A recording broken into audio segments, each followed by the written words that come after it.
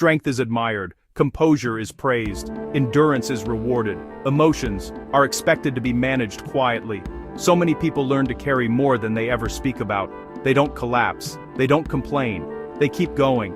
From the outside, they seem fine, but something inside begins to change, not suddenly, but gradually. Being strong is often seen as a virtue. It suggests resilience, reliability, and self-control. Strong people are trusted, they are depended on, others lean on them. But strength, when misunderstood, can become something else. Not just a quality, but a long-term emotional strategy. Always being strong does not mean feeling less. It often means feeling everything, but having nowhere to put it. And over time, that isolation reshapes emotional life. For many people, strength is not a conscious choice. It's an adaptation, something learned early. They learned emotions were inconvenient, vulnerability created discomfort, and expressing feelings didn't lead to understanding. So, they adjusted. They became capable, dependable, and emotionally contained. At first, this feels empowering. It gives control. It creates stability. But over time, it becomes automatic. Less of a choice, more of a role. Always being strong rarely looks like obvious denial. It's quieter than that. Sadness is postponed. Fear is minimized. Frustration is redirected inward. You might think, this isn't the right time. I'll deal with it later. And it's not a big deal. Emotions are processed mentally but not expressed outwardly, and that creates a gap.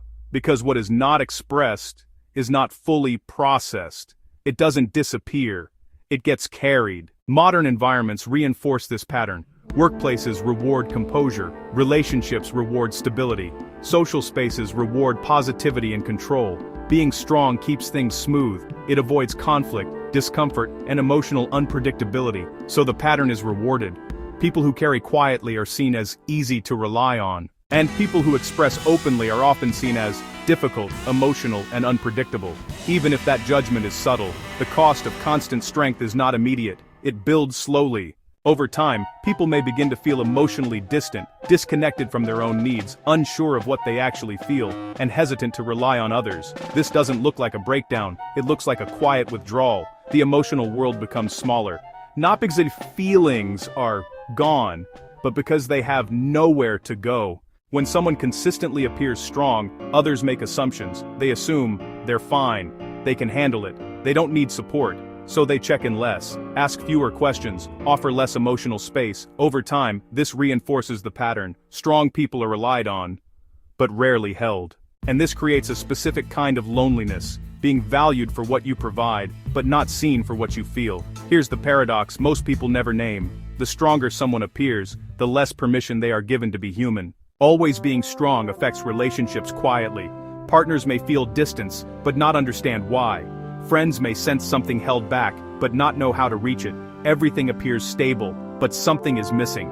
Because strength limits vulnerability, and vulnerability is what creates closeness. Without it, relationships continue, but remain emotionally contained. This is why strong people often feel connected, but not deeply understood. Underneath constant strength is often fear, not fear of emotion itself, but fear of what emotion might disrupt. Fear of burdening others, losing control, being misunderstood, and appearing weak.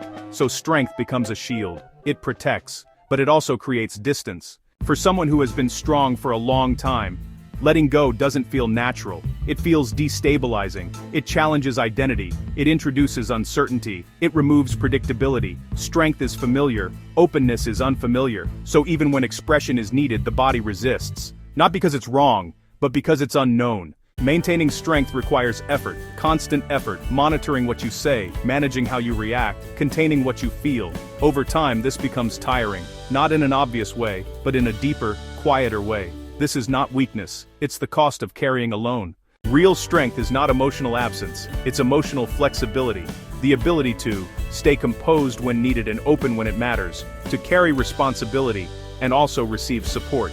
Healthy strength doesn't suppress emotion, it allows it to move, so it doesn't accumulate.